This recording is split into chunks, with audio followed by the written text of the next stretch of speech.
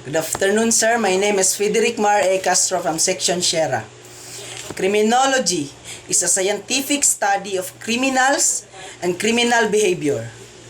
The term criminology is from the word crimen means accusation and logia means study.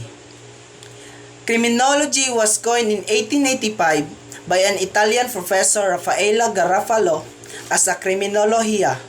There are different types of nature of criminology: applied science, social science, dynamic, and nationalistic.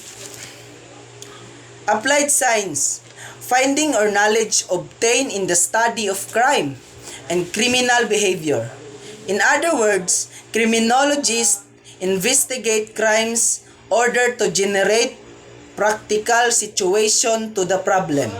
Social science, crime is a social creation that exists in the society, a social phenomenon. Its study must be considered a part of social science. This means the study of crimes and criminal behavior, but also the reaction of the society. Dynamic, criminology change its related with the abundance of other science that have been to it. This further means that the criminology is a relative, the study of crime, from the place to place, generation to generation, culture to culture. Nationalistic, the study of crime must be relation with the existing criminal's law with the territory or country.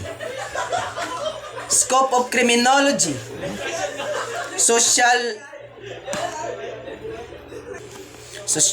of the law, study of the origin and development of the criminal law or penal law.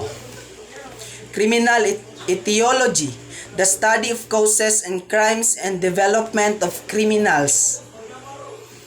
Study of the different factors exchange the development of the criminal behavior, such as criminal demography, the study of relationship between criminal and population. Criminal epidemiology, study of criminals in relation to speed distribution in the community. Criminal ecology, the study of relationship between environment and criminality. Criminal physical anthropology, the study of criminal relation to physical condition of men.